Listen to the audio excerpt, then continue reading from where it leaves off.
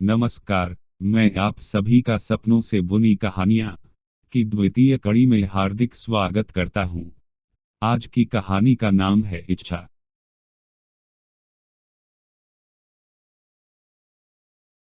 यह लेखक की काल्पनिक मौलिक रचना है। इस कहानी में सभी नाम, पात्र, व्यवसाय, स्थान और घटनाएं या तो लेखक की कल्पना की उपज हैं या काल्पनिक तरीके से उपयोग की गई हैं। वास्तविक व्यक्तियों, जीवित या मृत, या वास्तविक घटनाओं से कोई समानता विशुद्ध रूप से केवल एक संयोग होगा। द्वितीय कहानी इच्छा। शुक्ल पक्ष की द्वितीया की रात्रि 10 बजे ब्रह्मानंद अपनी शयनशैया पर लेटता है और प्राचीन भारत के विश्वविद्यालयों का ध्यान करते हुए मंत्र जपने लगता है। थोड़ी देर में उसे नींद आ जाती है। जब वह जागता है तो सुबह के 4 बज रहे होते हैं। ब्रह्मानंद ने जैसा सोचा था वैसा कुछ हुआ नहीं, पर वह निराश हुए बिना लिखना प्रारंभ करता है। कभी कहीं किसी नदी के किनारे एक गांव था, जहां आज से 80 साल पहले जाने के लिए नाव के अतिरिक्त कोई अन्य साधन न था। उस समय वहां एक उच्च कोटि का संपन्न ब्राह्मण परिवार रहता था, जो पीढ़ियों से रूढ़िवादी परंपराओं को तोड़कर भौतिक और आध्यात्मिक रूप से संतुलन बनाकर उन्नत होने के लिए जाना जाता था। पीताम्बर इसी परिवार का युवा लड़का था। उसे गांव का जीवन बहुत पसंद था। उसने कभी भी दूर बड़े नगर जाने का सोचा ही नहीं। उसकी दुल्हन का नाम संतरा था और उसे संतरा बहुत पसंद भी था। पीताम्बर उसे बहुत प्रेम करता था। वह लंबी, सीधी साधी, शांत और निश्चल स्वभाव की थी। उसे किसी से भी ईर्ष्या, द्वेष और भय नहीं था। वह बहुत गुणवान थी। वह किसी भी काम को बहुत जल्दी सीख लेती थी। दैनिक कार्य जैसे खाना बनना इत्यादि वह अपनी माँ को देखकर ही सीख गई थी। पीताम्बर जब से संतरा को विवाह करके इस घर में लाया था, तब से संतरा के पास पूरे घर के लिए खाना बनाने और खिलाने की जिम्मेदारी थी। उसने कभी भी किसी को शिकायत का मौका नहीं दिया। संतरा की शादी के काफी समय बाद भी उसके कोई संतान नहीं थी। उस गांव के लोगों ने कभी हवाई जहाज नहीं देखा था और औरतों ने कभी इसके बारे में सुना भी नहीं था। गांव में बहुत सी औरतें ऐसी भी थी जिन्होंने रेलगाड़ी के बारे में दूसरों से बस सुना ही था। वे केवल बैलगाड़ी, इक्का और नाव ही जानती थी। संतरा भी उनमें से एक थी। एक दिन पीताम्बर ने किसी बाहर वाले से हवाई जहाज के बारे में सुना। उसके बाद जब वह खेती का काम निपटा के संतरा से मिला, तो उसने संतरा को लोहे की चिड़िया के बारे में बताया जिसमें बैठकर मनुष्य हवा में उड़ता है। पीताम्बर की बातें सुनकर संतरा का भी मन हवाई जहाज देखने और उसमें बैठने का हुआ। काफी लंबे समय के बाद संतरा ने एक बच्ची को जन्म दिया, जिसका नाम श्रद्धा रखा गया। संतरा श्रद्धा का बहुत ध्यान रखती थी। बच्ची 5 साल की हो गई थी, पर गांव में कोई पाठशाला न होने के कारण वह पढ़ने नहीं जाती थी। एक दिन संतरा आंगन में कुछ काम कर रही थी। तभी श्रद्धा अचानक से आकर अम्मा अम्मा कहते हुए संतरा से पीछे से लिपट गई। संतरा ने श्रद्धा को दुलराते हुए आगे की तरफ खींचा। संतरा श्रद्धा के सिर पर हल्के हाथ से धीमे धीमे हाथ फेरती हुई मेरा भैया जग गया, मुंहना ना ही धोई। श्रद्धा संतरा को काम करती देखते हुए नाही, अम्मा आज हम सपन देखें। संतरा अपना काम करते हुए मेरी गुड़िया लड्डू खा रही थी। सपन में? श्रद्धा: नहीं अम्मा, हम बहुत बड़ा घर देखे सपन माँ। वो घर अपने सबे के घर जैसन रहा पर अंगना बहुत बड़ा रहा। हाथ से संकेत करते हुए ये लंबा रहा। अंगने माँ सफेद सफेद जबर के चिड़ियन जैस कुछ उड़ के ऐस ओह मन जोन शीशा लगन रहा ओसे आर पार दिखत रहा। ओह के अंदर हम फिराक पहिने तुम्हारी गोदी में बैठी रहे। सिर हिलाते और पांव पटकते हुए अम्मा हम का तुम्हारी गोदी में बैठे का है। संतरा: अच्छा फिर इस सब काम कौन करे? तुम्हारी दादी। और का देखा मेरा लड्डू सपन में? श्रद्धा की दादी: तुम माँ बिटिया जानो, हम तो सिर्फ माजा लेबे। श्रद्धा: ओह के दरवाजा खुलत है और अम्मा तुम श्रद्धा संतरा से चिपकते हुए हमका गोदी में लेहे लेहे नीचे आई जात हो। संतरा अपना काम करते हुए श्रद्धा की तरफ देखकर हंसती है। दरवाजा हवा माँ खुला की जमीनी माँ। श्रद्धा, ना ही हवा माँ। फिर सीढ़ी से नीचे आए इन छोटन छोटन बैलगाड़ी जैस पहिया रहा। संतरा अपना काम करते हुए पहिया गिन पाई। श्रद्धा आंख बंद करके देखते हुए 123। 3 अम्मा। संतरा, सपन माँ हमार बिटिया आपन अम्मा के संग हवाई जहाज से घूमे गई रही। श्रद्धा, हवाई जहाज? अम्मा हवाई जहाज का होत है। संतरा, वही सपन में जैसे माई बिटिया घूम के आंगना माँ वापस उतरे। श्रद्धा, हवाई जहाज माँ घूमा वेले चला। संतरा काम निपटाने के बाद श्रद्धा का मुंह धुलाते हुए जाबे तो ले चलब। श्रद्धा दुलराते हुए हमका लाल रंग उजर फूल वाली सपन जैसी फिराक दिलाई दो मेले से। संतरा, ठीक। श्रद्धा, अम्मा, लड्डू? श्रद्धा की दादी, भितरे में रखा है, ले चाबी ले जा। जब श्रद्धा 8 साल की हुई तो उसकी मां की मृत्यु हो गई। 2 साल बाद श्रद्धा के दादा ने उसकी शादी तय कर दी, पर श्रद्धा की दादी को वो परिवार पसंद नहीं था। श्रद्धा के दादा ने यह कहकर शादी तय कर दी कि लड़का बाकी घर वालों जैसा नहीं है, तुम्हारी लाडली का बहुत ख्याल रखेगा। जब तक तुम्हारी लाडली के खाने के लिए नहीं होगा तब तक वह स्वयं भी नहीं खाएगा। जब तक तुम्हारी लाडली के पास पहनने को कपड़ा नहीं होगा तब तक वह अपने लिए भी कपड़ा नहीं लेगा। शादी के कई वर्ष बीत जाने पर जब श्रद्धा को कोई संतान न हुई तो श्रद्धा के ससुराल वाले उसके पति पर दूसरी शादी का दबाव बनाने लगे। जब दबाव बहुत ज्यादा हो गया तो तंग आकर उसका पति उसे लेकर नगर चला गया। वहां वे दोनों किराए के मकान में रहने लगे। जैसे तैसे गरीबी में दिन बीतने लगे। कुछ सालों के बाद उसे एक लड़की हुई। उसका नाम उन दोनों ने पहेली रखा। श्रद्धा ने उसका ध्यान वैसे ही रखा जैसे उसकी माँ उसका रखती थी। श्रद्धा खुद तो पढ़ी लिखी नहीं थी पर वह पहेली को पढ़ना चाहती थी। इसके लिए उसने अपने पति को मना लिया और पहेली का प्रवेश अच्छे विद्यालय में करा दिया। कुछ वर्ष बाद वे लोगों जिस नगर में रहते थे वहां विमानपत्तन भी बन गया।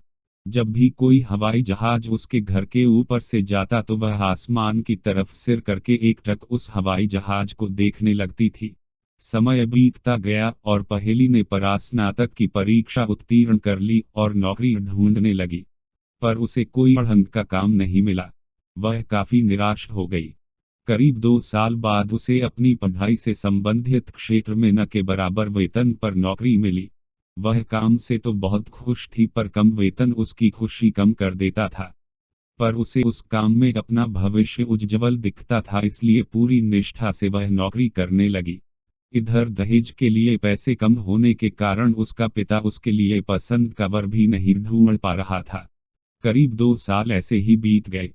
पहेली को एक बड़े निजी व्यापारिक संघ में नौकरी के लिए साक्षात्कार का अवसर प्राप्त हुआ, जो कि उनके नगर से बहुत दूर दूसरे महानगर में था, जहां की भाषा और खान पान बिल्कुल अलग था। पहेली ने अपना और अपने पिता का रेलगाड़ी का शयन श्रेणी का टिकट रेलवे स्टेशन के बाहर बने रेलवे आरक्षण केंद्र से ले लिया और पूर्व निश्चित दिन पर वे दोनों रेलगाड़ी से यात्रा करके साक्षात्कार के लिए पहुंच गए। पहेली का साक्षात्कार बहुत अच्छा हुआ। साक्षात्कार के बाद उसी दिन वे दोनों वापस आने के लिए रेलगाड़ी में बैठ गए। घर आने के 7वें दिन जब पहेली ने साइबर कैफे में अपना ईमेल देखा तो उसे नौकरी पर रखे जाने की सूचना प्राप्त हुई। इससे वह बहुत खुश हुई पर वेतन कम होने की वजह से थोड़ा उदास भी हुई। घर जाकर जब उसने ये बात अपनी मां और पिता को बताया तो वे दोनों बहुत खुश हुए। पहेली ने श्रद्धा को रेल यात्रा के बारे में बताते हुए इस बार हवाई जहाज से जाने की इच्छा व्यक्त की, पर पहेली के पिता ने मना कर दिया। रात में जब श्रद्धा और उसका पति खाना खा रहे थे तो श्रद्धा ने अपने पति को मनाने का प्रयत्न किया। श्रद्धा, बिटिया का मन है, चले जाने दीजिए। श्रद्धा का पति, हम कब जाने से मना किए? सभी को आत्मनिर्भर होना चाहिए, चाहे वह किसी भी धर्म, जाति, लिंग या वर्ग का हो, यह सभी का अधिकार है। श्रद्धा, जहाज से जाने को मना किए, आप चले जाने दीजिए। श्रद्धा का पति हल्के गुस्से में कुछ साले बाद बूढ़ा जाएंगे। हम पूरी उम्र निकलने को है हम दोनों की। अपना मकान भी नहीं खरीद पाए हैं अभी तक। पहेली की शादी भी नहीं कर पाए हैं। तुम्हारे चक्कर में घर से भी कुछ नहीं मिला। कम से कम सिर छुपाने की जगह तो मिल ही गई होती। जो तुम लोगों का मन वो ही करो। श्रद्धा सिर नीचे करके हंसी को दबाते हुए खाना खाने लगी। अगले दिन पहेली और उसके पिता टिकट लेने हवाई अड्डे चले गए। वहां जाकर उनको पता चला जहाज के टिकट का दाम समय के साथ बदलता रहता है। हर हवाई कंपनी के टिकट का दाम एक ही दिन और समय में अलग अलग होता है। इंटरनेट पर यह सब एक साथ देखा जा सकता है और अपने बजट और सुविधा के अनुसार अलग अलग बुकिंग या कंपनी की वेबसाइट से टिकट लिया जा सकता है। पहेली के पूछने पर एयरलाइंस की खिड़की पर बैठी महिला कर्मचारी ने उसे बताया कि 2 लोगों के टिकट का खर्चा लगभग 20,000 हो जाएगा। यह सुनकर पहेली को लगा कि अभी ट्रेन से ही जाना उचित है। पहेली ने 2 लोगों का ट्रेन का टिकट बुक कर लिया और पूर्व निर्धारित दिन पर नौकरी करना शुरू कर दिया। पहेली ने शीघ्र ही कार्य में निपुणता प्राप्त कर ली। वह कोई भी काम हो बहुत जल्दी सीख लेती थी और स्वाध्ययन से उसमें निपुण हो जाती थी, जिससे उसको कार्यक्षेत्र में बहुत उन्नति प्राप्त हुई। जल्दी ही उसको अधिक वेतन की नौकरी मिल गई और कुछ समय उपरांत उसने अपना मकान भी खरीद लिया। सब कुछ व्यवस्थित हो जाने पर उसने अपनी मां और पिता से बात करके उनको अपने साथ रहने के लिए मना लिया और अपने पिता के लिए काम भी देख लिया। इसके बाद पहेली उन लोगों को लेने घर चली गई। घर पहुंचने के अगले दिन जब सामान बांधने के बाद उसकी मां ने अपने पति और उससे पूछा कि रेलगाड़ी में खाने के लिए कुछ बना ले, तो उसका पति मुस्कुराते हुए बिना कुछ बोले अपना जूता साफ करने लगा और पहेली भी मुंह में हंसी दबाए सिर नीचे किए अपने फोन में व्यस्त हो गई। श्रद्धा ने फिर से पूछा पर दोनों ने कोई जवाब नहीं दिया। श्रद्धा, क्या हुआ? आप कुछ बता क्यों नहीं रहे? पहेली, तुम बताओ क्या बना लूं? पहेली फोन देखते हुए मैं तो कुछ भी नहीं खाऊंगी। श्रद्धा का पति, मैं भी कुछ नहीं लूंगा। श्रद्धा, 36 घंटे बिना खाए पिए। श्रद्धा का पति, हाँ। श्रद्धा, कोई सिद्धि मिल गई है क्या? पहेली हंसते हुए, ट्रेन का टिकट तो मिला नहीं। श्रद्धा हल्का तेज और घबराए स्वर में, तो क्या बस से जाना है? यहां से सीधे बस इतनी दूर जाती है। श्रद्धा का पति गंभीर स्वर में, नहीं। श्रद्धा, फिर? दोनों ने कोई उत्तर नहीं दिया और अपने काम में मग्न होने का दिखावा करने लगे। श्रद्धा कमरे में खड़ी एक बार अपने पति को देखती, फिर पहेली को, फिर पति को, फिर पहेली को, फिर वो चारपाई पर बैठकर कुछ सोचकर अपने पर हंसने लगती हैं। उसको हंसता देख वो दोनों भी हंसने लगे। पहेली हंसते हुए, हम लोग जहाज से जा रहे हैं। हंसते हंसते श्रद्धा को मां की याद आ गई और उसकी आंखों में आंसू आ गए। अगले दिन सुबह 6 बजे वे लोग रिक्शा बुक करके हवाई अड्डे चले गए। श्रद्धा ने पहेली की लाई हुई लाल रंग की सफेद फूल बनी साड़ी पहनी थी। श्रद्धा ने कभी हवाई अड्डा अंदर से नहीं देखा था। रिक्शा उनको आगमन द्वार के पास उतार कर चला गया। श्रद्धा को धीमे धीमे चलाते हुए, तेजी से चारों ओर आंखें घुमाते हुए देखकर पहेली ने उसका हाथ पकड़ लिया और उसे के साथ प्रवेश द्वार से प्रवेश करते हुए चेक इन पटल की तरफ चली गई। वहां अपने सामान का वजन कराकर उन तीनों ने सामान जमा कर दिया। इसके बाद सुरक्षा जांच करा के वे लोग विमान के निर्धारित द्वार से विमान में जाकर अपने अपने स्थान पर बैठ गए। श्रद्धा ने कुछ देर से इधर उधर घूमाकर लोगों को और विमान को देखा, फिर विमान में दिए जा रहे निर्देशों को सुना। कुछ ही देर में विमान आकाश में आ गया।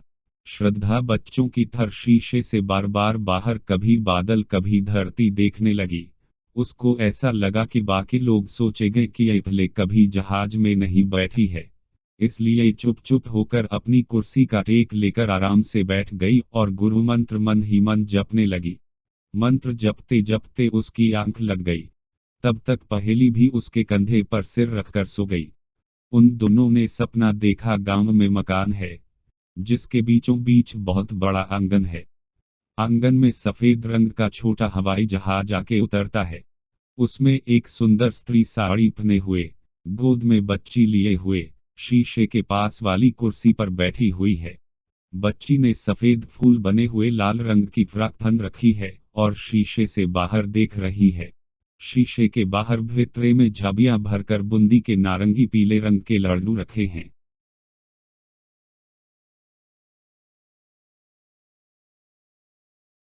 इस काल्पनिक कहानी को सुनने के लिए हम आप सभी को धन्यवाद करते हैं। हम आप सभी से अगली कड़ी में पुनः मिलेंगे एक नई कहानी के साथ। तब तक के लिए नमस्कार।